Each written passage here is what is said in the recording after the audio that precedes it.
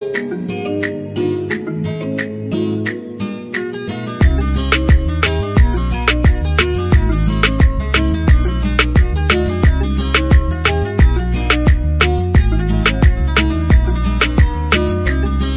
Welcome to astro console. আজকের বিষয় বৃশ্চিক রাশির সাপ্তাহিক রাশিফল 9 জুন থেকে 15 জুন।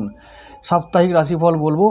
তাহলে 9 জুন দেখতে পাচ্ছি, 9 জুন যেটা হবে সেই দিন হচ্ছে রবিবার। সেই দিন চন্দ্র থাকবে পুনর্বসু নক্ষত্রে, গুরুদেবের নক্ষত্রে। তাহলে চন্দ্র চলবে বুধ ও বৃহস্পতি এই দুটো গ্রহের নিয়ন্ত্রণে। তো চন্দ্র থাকবে মিথুন রাশিতে, তো বুধের এফেক্ট পড়বে, আর এদিকে গুরুদেবের এফেক্ট পড়বে। তাহলে গুরুদেব যেহেতু পঞ্চম দ্বিতীয়পতি, তাহলে ধনপতি, তাহলে ধন সঞ্চয় হবে, সন্তানের শরীর স্বাস্থ্য ভালো থাকবে। এটা হচ্ছে রবিবারের দিন। আর বুধের জন্য যে এফেক্টটা পড়বে সেটা হলো যেহেতু অষ্টমপতি, তাই হঠাৎ কোনো কারো প্রাপ্তিযোগ হতে পারে, আবার কারো কারো শরীর স্বাস্থ্য একটু অবনতি হতে পারে। আর বুধ যেহেতু আবার তোমাদের একাদশপতি, তো এই রবিবার দিন তোমাদের কিছু ইনকামও হতে পারে। তো এটা গেল 9 জুন। আর 10 জুনের কথা বলবো। 10 জুনটা খুব ভালো একটা দিন, কারণ চন্দ্র থাকবে শনির নক্ষত্র পুষ্যা নক্ষত্রে। তো পুষ্টি বৃদ্ধি করে। পুষ্যা শনির নক্ষত্র খুব শুভ নক্ষত্র। তো এই নক্ষত্রে থাকার সময় চন্দ্র তোমাদেরকে মানসিক দিক থেকে শান্তি দেবে, গৃহে শান্তি দেবে, পারিবারিক শান্তি দেবে, মায়ের শরীর স্বাস্থ্য ভালো থাকবে। এবং কারো কারো যদি চন্দ্র এবং শনি দুজনে যদি দুর্বল থাকে বা যাদের জন্মচক্রে বিষ দোষ তৈরি হয়েছে, তাদের কিন্তু মায়ের শরীর খারাপও হতে পারে। তো এই দিকে একটু নজর দিতে হবে। তাছাড়া কিন্তু আর এই দিকে 10 জুন এরকম কোনো সমস্যায় আর পড়তে হবে না, যে খুব বড় কোনো সমস্যা পড়তে হবে না।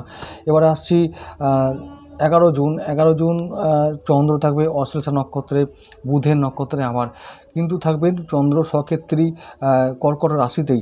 তাই অশ্লেষা নক্ষত্র যেহেতু বুধে, তাই একাদশপতি ও অষ্টমপতি হওয়ার জন্য আবার ইনকাম সেদিন খুব ভালো হবে, উপার্জন ভালো হবে, ভাগ্যভাব শুভ থাকবে, মানসিক একটা স্টেবিলিটি থাকবে, মানসিক শান্তি বজায় থাকবে, পারিবারিক শান্তি বজায় থাকবে, শরীরে একটু উন্নতি হবে।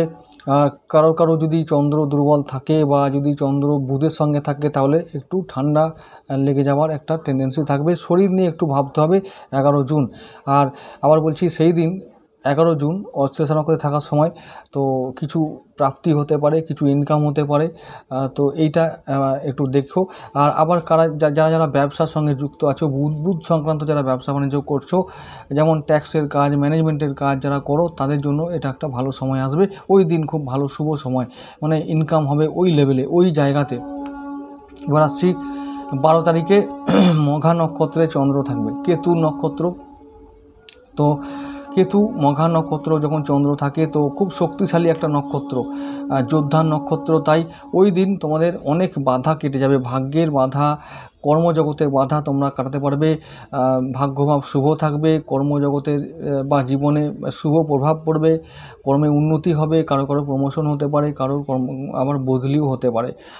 যেহেতু রবিদেব এখন আছেন তোমাদের অষ্টমপতির সঙ্গে, বুধদেবের সঙ্গে এবং শুক্রের সঙ্গে, তো কারো কারো কর্মে বদলি হওয়ার সম্ভাবনা খুব বেশি থাকবে। শুক্র যেহেতু দ্বাদশপতির সঙ্গে থাকলে দূরে গিয়ে কর্ম হতে পারে। তো দূরে গিয়ে কর্মের সন্ধান তোমরা করতে পারো, তবে সেই কাজে সফলও হতে পারবে। তো তাহলে 12 তারিখটা খুব শুভ দিন। 10 ও 12 এই দুটো দিন তোমাদের জন্য শুভ দিন। এবার আসছি 13 তারিখে চন্দ্র থাকবে শুক্রের নক্ষত্র পূর্ব ফাল্গুনী।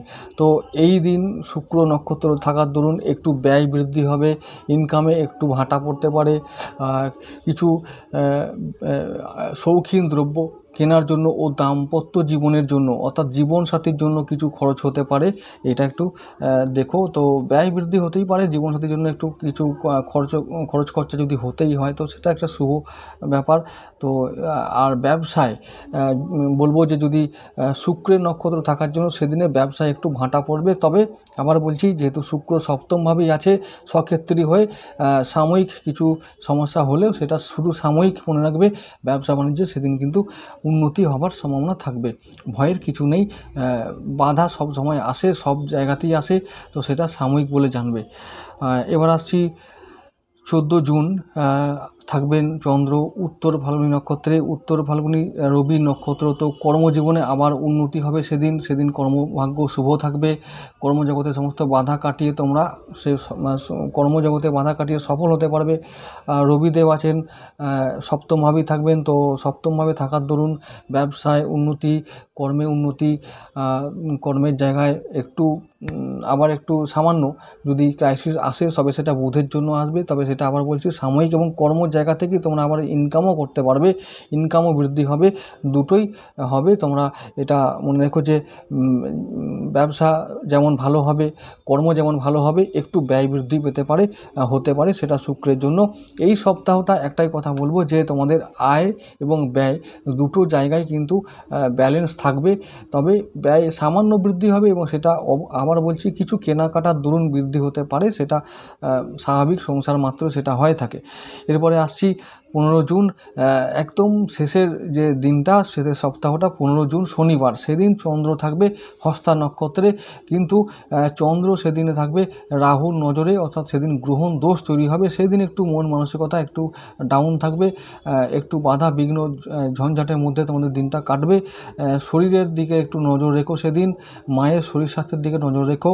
আর যেহেতু চন্দ্র থাকবে বুধের নক্ষত্রে, তাহলে সেদিন তোমাদের ইনকামও বৃদ্ধি হতে পারে।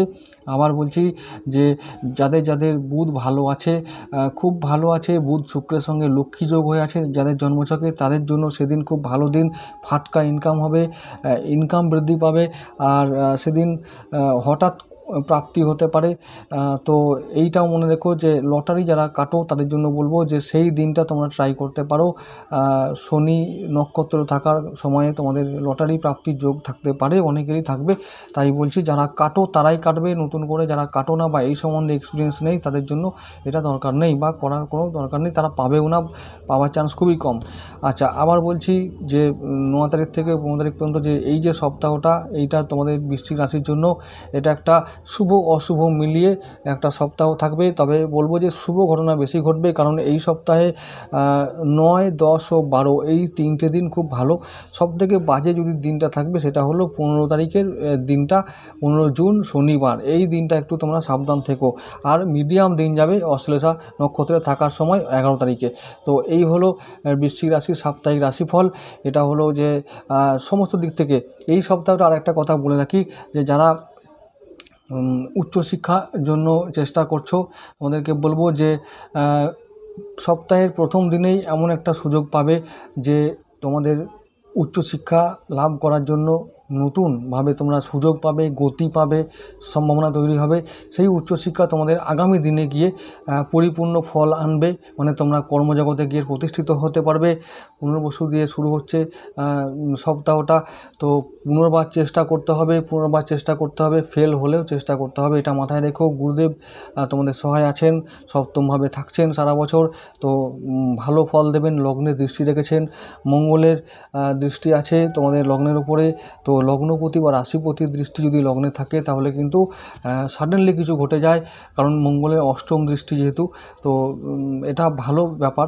তো হতাশার মধ্যে দিয়ে না কাটিয়ে দিনটা বা সপ্তাহটা তোমরা চেষ্টা করতে থাকো, বারবার চেষ্টা করতে থাকো, ফল তো তোমরা নিশ্চিতভাবে পাবে। জুন মাস বলেছি যে এমনিতেই তোমাদের শুভ মাস, অনেক কিছু পরিবর্তন এই মাসে আবার হবে। তোমরা চেষ্টা করো, বহু দিক থেকে তোমরা সফল হবে। অন্যান্য যে বছরগুলো কাটিয়েছো, আবার যে মাসগুলো গত দিনে সময় কাটিয়েছো সেইগুলো থেকে আরও বেটার ফল পাবে জুন মাসে, নিশ্চিতভাবে থাকো তোমরা, এটা নিশ্চিত হবে। যাই হোক, আবার বলছি আরেকটি টোটকা দেব।